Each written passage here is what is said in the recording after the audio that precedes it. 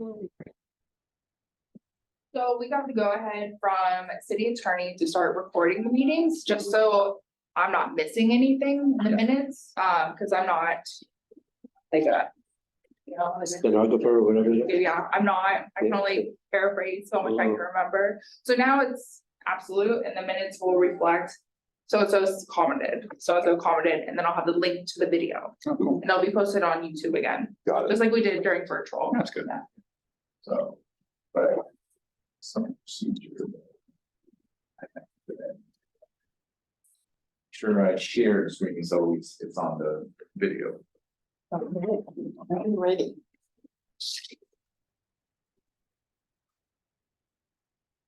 All right, go ahead, Chair. Okay, I'd like to call this meeting to order, please. It's 6:00. All right, we'll take roll. Chair Guzman, Here, Vice Chair Yip is out, sick. Please let us know. So we'll be missing tonight. Committee member Gore, if not present, for a few minutes. Committee member Hollenbeck, Present. committee member McCauley, Here. and committee member Hinge. Here. All are accounted for. We'll discuss it later, but committee member Bowen has resigned. Okay. okay, so agenda review. Anyone have any changes or additions or Yeah, I wanted to just request one small change. the agenda? Oh, sorry, no. Speak for the next. Okay, so, Okay, so no changes to the agenda from staff or committee members. okay, Okay. and then public comment, As of 5 p.m. today, staff has not received any voicemails or emails regarding anything on the agenda this evening. No public comment. And no one here, obviously. what's that calendar? Approval of our meeting minutes from last meeting. Just want to make sure if there were any comments or suggestions or edits from BPAC members. Yeah, just a small edit to one of the comments recorded from me. Sure. So I think we were talking about bike lanes joining up with the bus loading platforms and the platforms being painted green and the bike lanes orange. And I think bikers were getting confused and swerving around the platforms thinking it was something else. So I just wanted to change the word appealing on my comment to more appealing, change that to less confusing. Because it's not about just looking good, it was more about people not getting confused and swerving out in the traffic, so, okay, yeah, and that's it for me.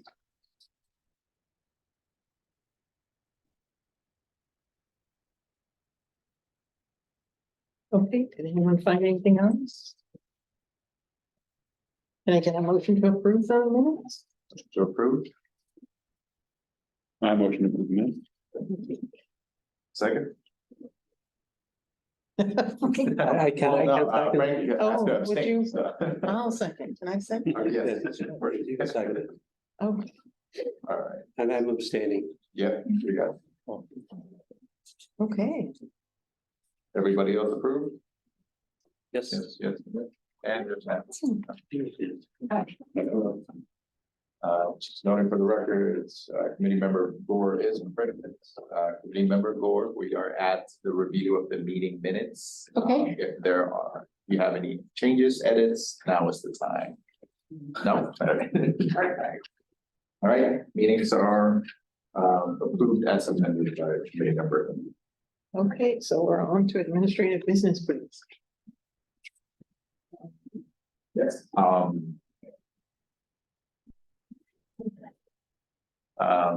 Once again, quarterly report from our amazing lieutenant on vehicles and bicycles and pedestrian incidents on our streets. Oh, you, sir. Thank you. So I hope everyone had a chance to review the report I submitted. So for the third quarter, which is from July through October, we had 10 vehicle versus pedestrian and or bicyclist collisions. 8 of the pedestrians or bicyclists sustained minor injuries and 2 resulted in major injuries. 50% of the collisions were caused by the driver of the vehicle, and the other 50% were either caused by the pedestrian or bicyclist. To date, we're still on pace for a 30% reduction in collisions involving vehicles versus bicyclists and pedestrians. So in most of the cases that we had, the drivers who were at fault were either at fault for speeding or failing to yield to pedestrians in a crosswalk. As far as the bicyclists or pedestrians, when they were at fault, they were either at fault for crossing the street without yielding to oncoming traffic that was close enough to constitute a hazard, or bicyclists not following the rules of the road and making unsafe bicycling movements, traveling in the wrong direction against the flow of traffic, running stop signs, and things like that. One incident of note, we actually had an electric scooter versus pedestrian collision on the Centennial Trail at the end of September. That one involved a e-scooterist who was traveling at a high rate of speed on the trail and actually collided with a pedestrian who was walking on the trail. The fire department was called, but unfortunately, the police department was not called out to that collision. The e-scooters remained on scene for the duration of the incident while the pedestrian was getting treated. However, the fire department didn't get his information and he ended up leaving the scene. So at first it came out to us a few days later as a hit and run, but in doing our investigation, it turned out that it wasn't a hit and run. The person stayed and they actually had just left because they thought everything was taken care of. We worked with the Park and Recreation Department. They're going to install some more signage about speed limits, regarding speed limits on the trail to make it a little bit more safe, to remind people on e-scooters and e-bikes to ride at a safe speed. We're not looking to ban e-scooters or bikes from the trail at this time, and we're hoping the signage will help with that situation. I also included our collision or our citation statistics as requested for the quarter. Our focus out there is, speeding, stop signs, distracted driving, red lights, and failure to yield to pedestrians, as well as DUIs. We had 45 DUI arrests as well during this quarter. Another thing of note, we actually had a recent operation, which was funded by the Office of Safety and Traffic, the state of California, that focused on bicycle and pedestrian safety.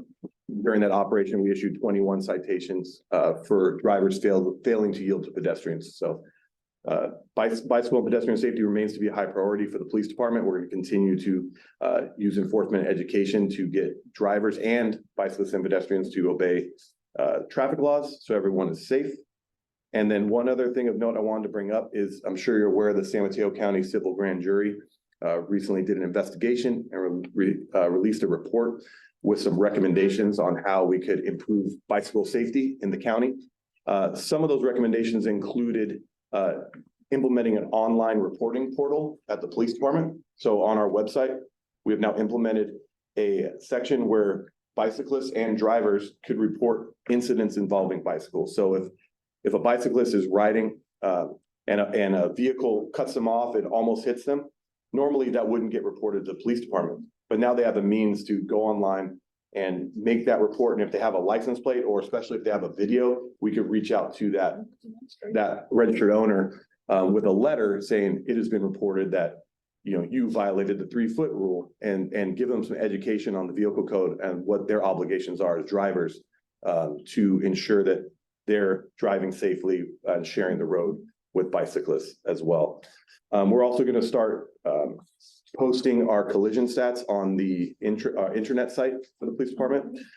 So any bicycle related collisions are going to be posted on there quarterly. And there's also some other improvements, which part of that is making sure that we're involved in this committee, as well as working with planning and ECD to help make improvements throughout the city. If there's any questions you have about any of the crashes or about the report, feel free to ask. I did have a question. Sure. Is it safe to assume all these people were adults? Yeah, I think there was one involving a Because teenager. there's no one we Yeah. can be, I mean, if we could Yeah. go to the schools and. Yeah, there was no But children involved. there's I think only one was adults. like a person who was 17, but the rest were adults. I don't know how we can get out to them, but I mean, the schools seem easy if they're. Exactly. So, as you know, city council, they sponsored the Every Kid Deserves a Bike program Yeah. and worked with the police department where we went out together. Maybe you guys were involved as Yeah. well. So the multiple city departments were involved and provided education, helmets, bicycles to many youth within the city at the Yeah. schools. We also have other programs. We have a community outreach team which is actually our bicycle patrol unit. Yeah, they're wonderful. And they go out to the schools as well. They provide education to the students. They do bicycle rodeos, kind of show what they could do on the bikes. But we're continuing with our efforts to educate not only adults, but the youth. Yeah, it seems like if in there's bicycle no safety. youth, then it's. Yeah. But I don't know how to get to the adults. Yeah, no, 100%. We also utilize social media with reminders on bicycle and traffic safety. We have our community and citizens academies as well, where anyone from the community could come to our academy. I believe it's 8 weeks long, and we have a traffic portion, which is a whole night dedicated to our educating people about our traffic division, and also includes a portion about bicycle safety. So that's another way that we get that message out there. Great job. Thank you. Need more. I had some questions.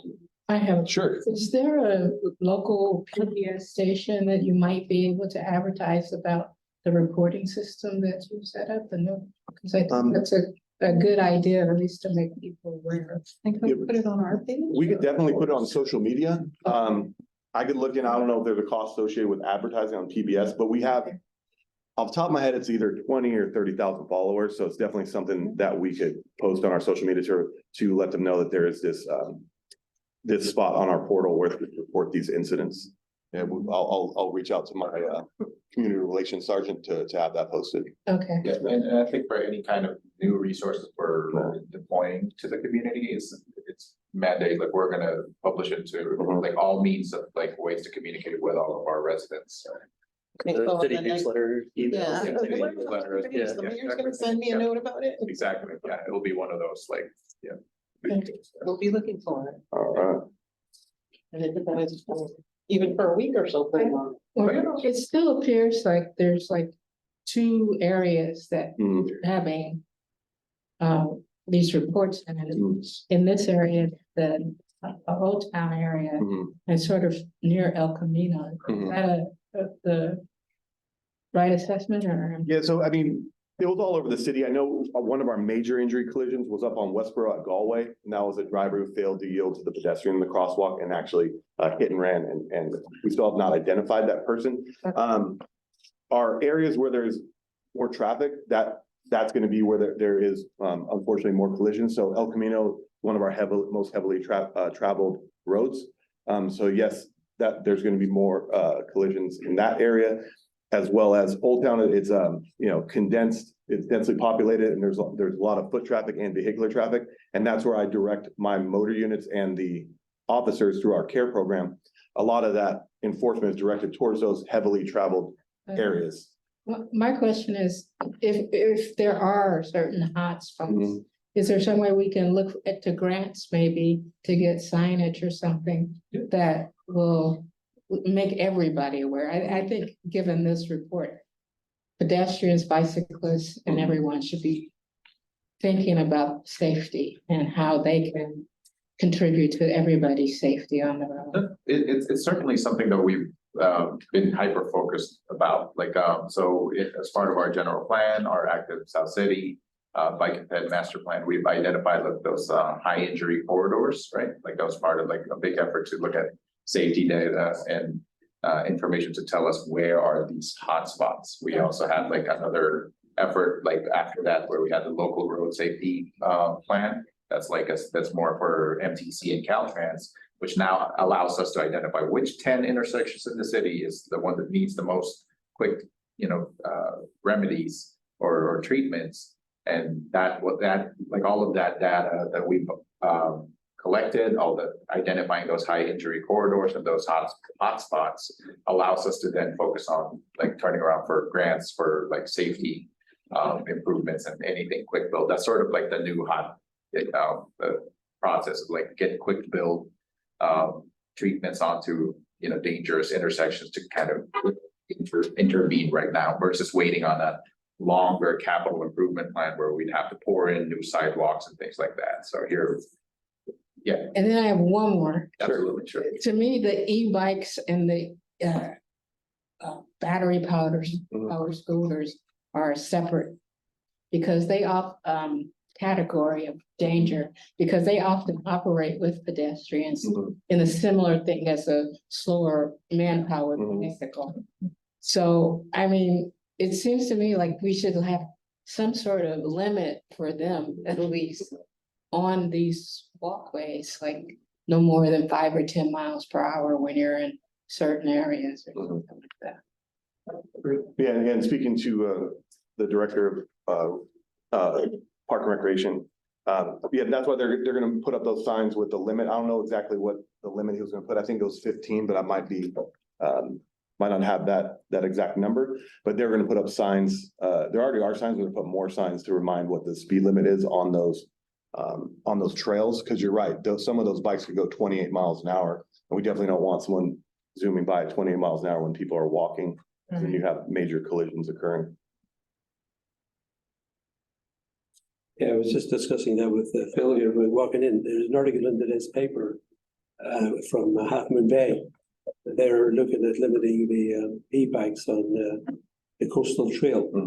But at the same time, there's a bill passing in Sacramento going to prevent cities from instituting restrictions on e-bikes. Right.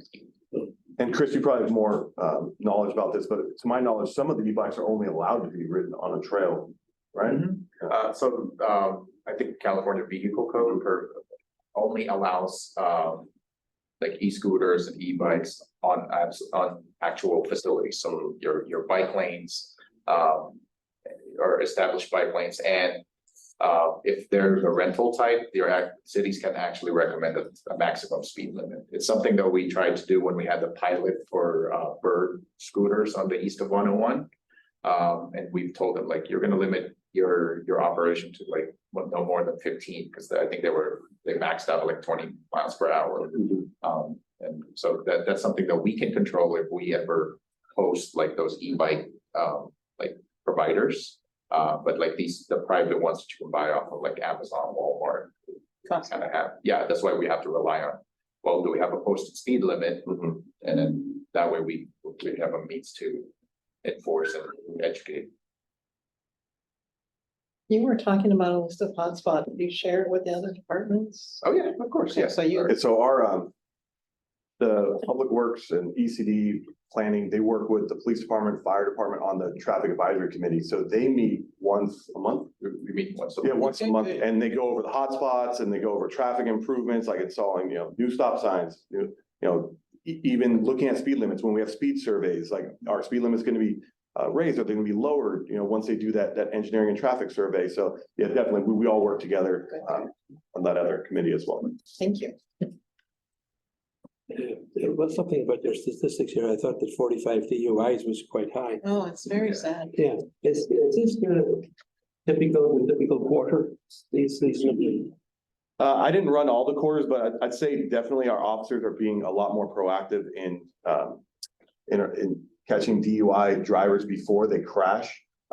So they are actively looking for DUI, especially, late night, Friday, Saturday night. So they've been doing a much better job getting DUI drivers off the road before they're in a collision, because once they're in a collision, we might still arrest them, but now someone's hurt, property is damaged. So we've definitely increased our DUI arrests over the last few years. So this is consistent on the way we're operating now, as opposed to before where, when we weren't catching them as much before they would collide. Are they South City residents? No, they're from all over. Some are from South City, some are visiting our city, driving through our city. They're from everywhere. The unlicensed driver and suspended driver. The last two accidents I had were people who were unlicensed. Like, oh my God, that's a lot. Yeah, no, and everyone has the opportunity to get a driver's license, but sometimes people don't take that opportunity, or maybe for whatever reason, they don't go through the process with DMV and don't get their license, and the suspended drivers clearly just aren't obeying, the judge's order that they no longer, or DMV's order, they no longer have a license. So that's a misdemeanor offense. It's actually technically an arrest, and it goes to the district attorney's office for prosecution. Any other questions? Oh, nicely written report. Thank you. Thank you. There's one other update I wanted to provide. One of the committee members asked me to check with the local hospitals as to their reporting requirements. Here now. Yeah, but I just wanted to update the committee. So I checked with Kaiser Hospital. And I know last time we mentioned it might be like a HIPAA thing, which is the reason why they won't call us. If it's a non-criminal collision, I confirm that. So if someone comes in and they were, bicyclist, pedestrian, or even a driver and said, hey, I was hit by a car yesterday and my arm hurts, they're not going to call us on that. As long as it wasn't like a criminal offense, like it wasn't a hit and run, or it wasn't like an intentional assault. So that's why the hospital is not calling us on those people who walk into the hospital or self-transport after the fact. Okay, we'll let him know. All right. I'll have the video link. Okay. All I right. think he was just concerned that they didn't get it done when that's it. Yeah, and unfortunately, like, They are though. yeah, unfortunately, there are going to be some collisions that are missed because they don't call us or call 911. We're not going to respond and we're not going to be able to investigate and have that statistic that, another crash happened and be able to use that to make traffic safety improvement. So, Okay, but thank you for finding out for him. no problem. Questions? Good. All right, moving on. Item from BPAC numbers. Can I ask member Angie to let us know how the opening of the library went? Oh, yeah, that was a really nice event, really well attended. There were lots of families there, a lot of people in general, and actually it was so busy, it was a bit hard to get around in the library, but it was great to see that much community engagement. I didn't spend a whole lot of time in the areas with various booths set up, but I did see that the engineering department had a booth set up where they were seeking feedback for the Westboro Junipero Serra intersection. They were handing out, small little business card type things with a link to the website where they're seeking community feedback.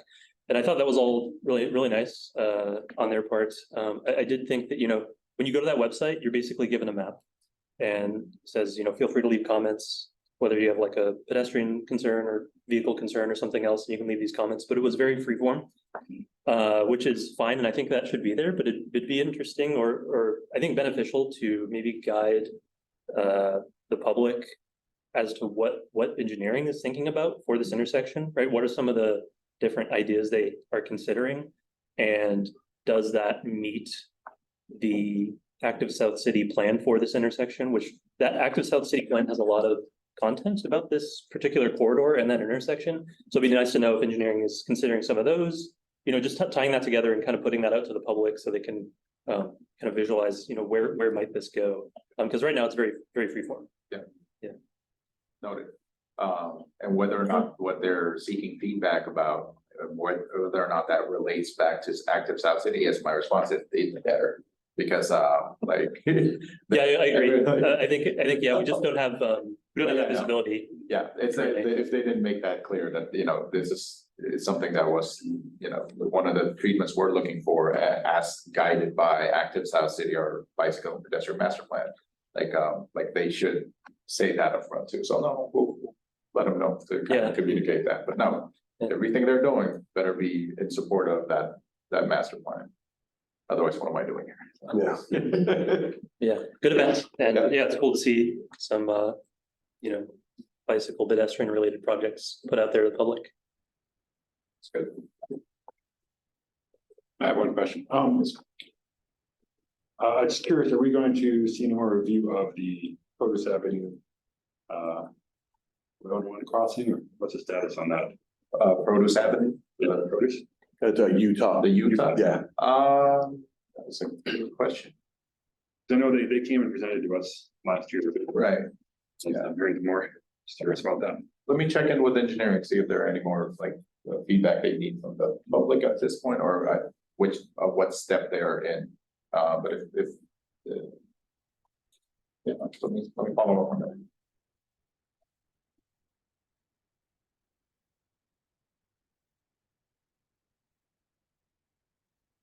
Any other? I was wondering, I was reading an article about daylighting where you keep people from the corners while he's smiling at me. Is that already in our plan? Yeah, it's one of our pedestrian safety treatment plans. It's something we always recommend is to increase the sight distance at pedestrian. I mean, I don't bike, I walk with my Yeah. mom, Yeah. who's 4'10", Yeah. And we're having trouble now because there's a lot of big work trucks parked in our neighborhood. And she can't see it across. I have to Right. go with her. She has to like stick her head out, and she was 4'10" when she was young. She's shorter than that. It's hard for her to see around them.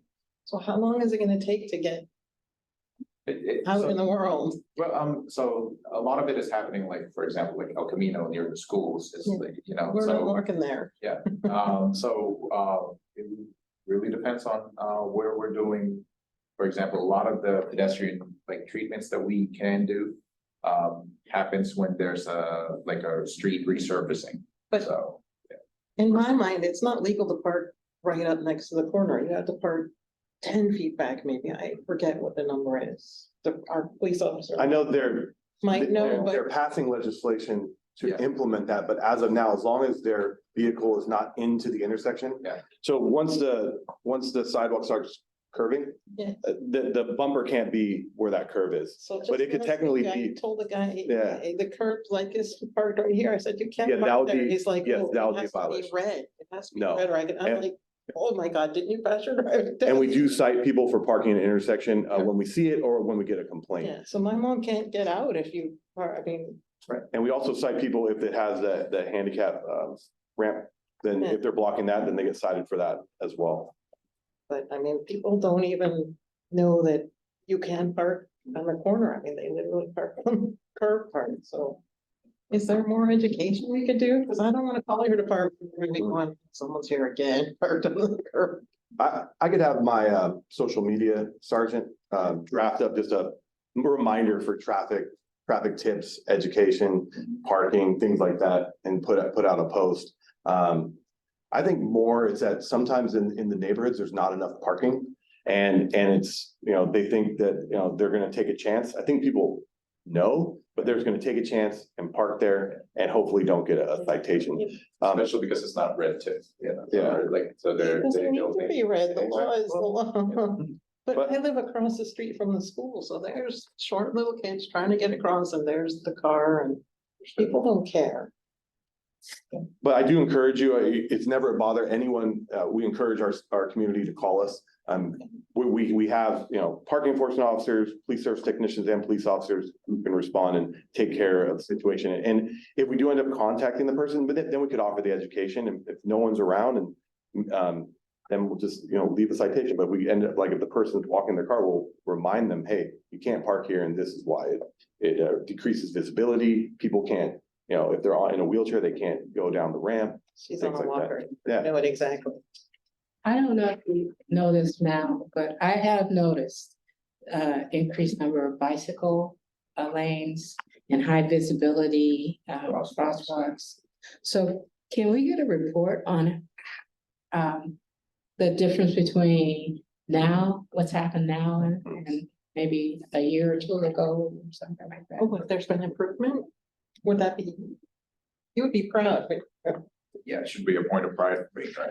Yeah, because I think, I mean, it really, to me, is visible, at least in the routes that I take. And Right. so I think it's something that should be noted in our minutes. That this is activity that we've done. Sure, It's a like 40 or 50% increase from, from like a Yeah. few years ago or pandemic times, right? All right, let me work with engineering, get those like numbers and then we'll report it back. Thank you. Did any other BPAC members have questions or more questions or Comments? comments? Just to follow up from last time, I think, I was hoping to find out more about the Coma Creek Connector project and whether that was active in any way or if it's just Yeah. kind of dormant and. We have not found any information on that, so we'll keep digging for that one and we'll report it back to you. Okay, I think it goes by another name of the Coma Creek Restoration and Adaptation Project. Yeah, like we found the previous reports, but like I know that there are separate efforts going on of discussions with the county and Mhm. one shoreline was now the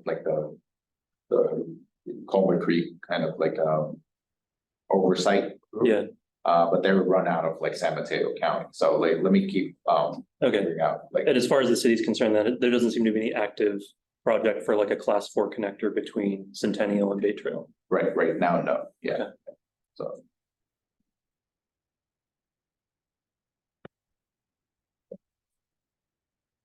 Last call.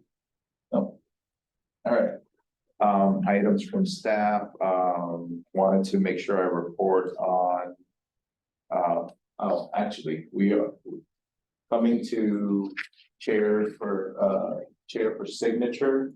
We have a grant opportunity that we're helping engineering with. It's for the TDA grant program or Transportation Development Act, Article 3. And our engineering folks is asking for support from BPAC.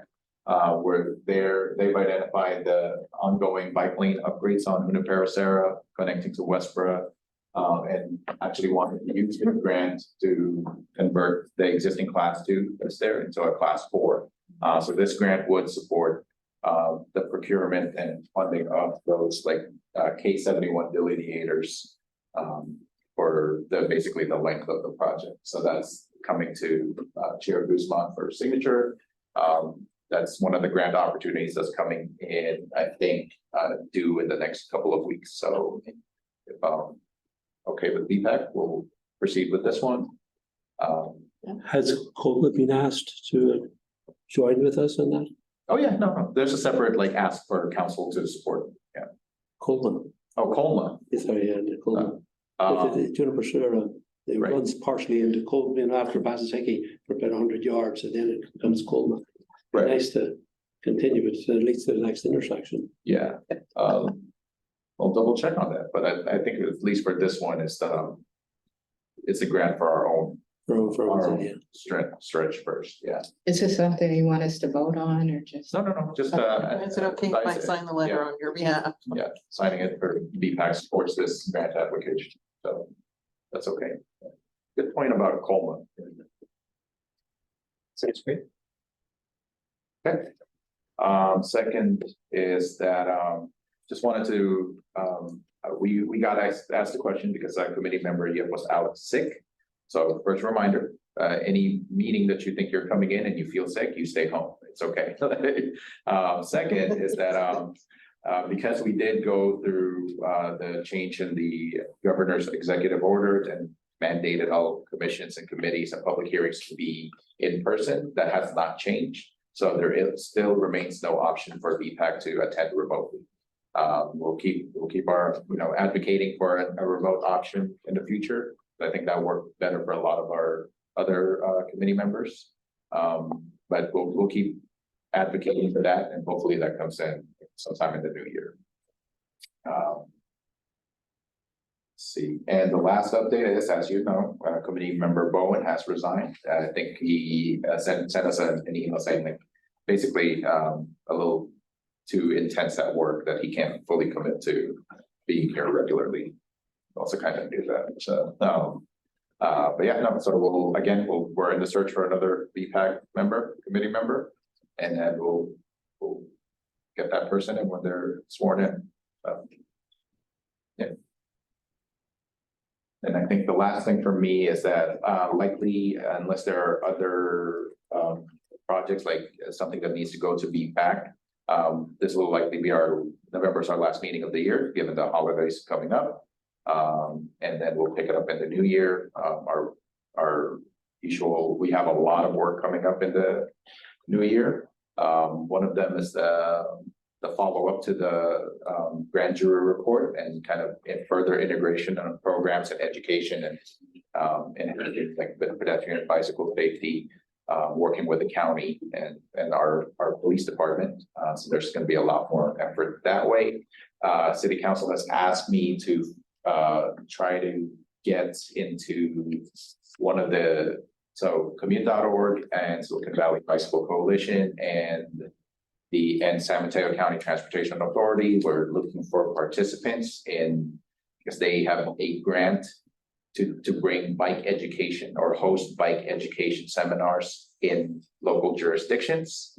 And I signed us up. So that may be something we're going to be figuring out how that's structured or work with the county on how that will work. But I've signed everybody up for that. So just there's a lot more grant opportunities that we're going to go for in terms exactly what you mentioned, committee member Gore. A lot of these hotspots, we're going to target them and make sure that we do some quick fill treatments and anything to enhance bicycle and pedestrian safety of those like high injury corridors and locations. Last month you told us people were triple parking and you could see them out there on Grand. Is that still going on? Ebbs and flows. I think it's more, people won't do it if there's a police officer like stationed there, but it just depends on the day, so. You gotta sleep, he's gotta sleep sometime, okay? You can't- Exactly, I know, yeah. And that's definitely on our radar as well. We know at least double parking is a huge problem on Grand. We definitely direct our officers to address it. Our parking enforcement officer is back full time now, so that should hopefully help alleviate this situation. But it's definitely on our radar. When we see it, if we're not en route to a priority call, we're gonna address that. It's an issue, and really, the solution is something that's pretty drastic, and it's gonna be great for pedestrian and bicycle safety. People are very dependent on cars, including the businesses, are not necessarily gonna be supportive of it, which is, if you look at the new housing development down on, by Cypress, where that Rome development on Grand, it's no longer angled parking, it's now parallel parking. It really is the solution to your double parking on the angled parking. But that then correlates to a certain number of parking spaces being lost per block.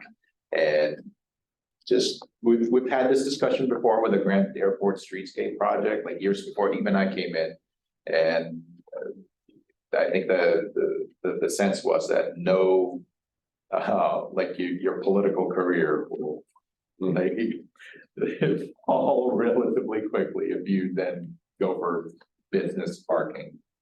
So it's a very touchy subject, but hey, we have the Grand Airport Streetscape, all those improvements, trying to making sure they wrap up and establish this, this corridor. We have a segment now that is a parallel parking, and we'll proceed from there. How does changing it to parallel parking improve the ability for bicycles to navigate? It allows us then to make that decision, well, or we can remove this parking and put in a bike lane, versus that was not a possibility at angled parking. Right. So, so I think if we get more support towards like, doing something like that, our bike and ped master plan calls for at least a class 2 on Grand, something that's unheard of, but we have like the beginnings of it, so we have to take it a little slowly, but we can get there. So it's just momentum. If like a lot of people say, hey, we want it like this, then of course we'll do that. It just made me glad I didn't have to come here and really like you guys did, honestly. Yeah, so last note for staff is want to thank BPAC, each and every one of you, for your work this year. We got a lot of stuff done. So we put a freaking class 4 bike lane on El Camino. So yeah. Are we gonna leave it after the 10 weeks are up? Oh, we've been past the 10 weeks. It's just I can't get the contractor to tell me when they're gonna uninstall it. So we'll just I keep driving by there and it's like, oh, it's still there. yeah. So that's me. Like as the contractor hasn't told me a removal date, and I'm like, all right, Holidays, and yeah. well, yeah. Thanksgiving's almost here. Yeah. But we've now been getting calls from like the people who didn't like it. Like, I thought it was only up until like October. So that call goes to voicemail. So but yeah, but no, thanks every one of you. I might need BPAC's help, if not December, maybe January, because I will need to do a full report to the city council about the feedback on the El Camino demonstration project. So You mentioned that you did a survey, you were gonna provide us with that. yes, Is that gonna be January? it might be earlier, because we have a tentative close date for the Survey Monkey. So we have like, I think maybe 100 something plus responses to whether do you like it, do you hate it, things like that. So I can share that through email. I've already sent that last meeting. Via email It to was- everyone. I don't remember seeing it, so, I'll resend it. Okay. okay, yeah. Yes, I did get your email. So I think- Somebody got it. Sorry, I missed I'll resend it, Yeah, I just had like deja vu, like, don't do that. So yeah, enough. Thank you, everybody, for your work this year. Got a lot done. Thank you for coming again. No problem. Thank you. Thank you. All right. Okay, so, how will we adjourn this meeting at 6:39? I second. All those in favor? All right, everyone. Aye. All right. Have a great holiday. You guys did. See you in the new year. Great Thanksgiving and Christmas, everything. Sue. Thank you for your hard work. Thank you for joining us.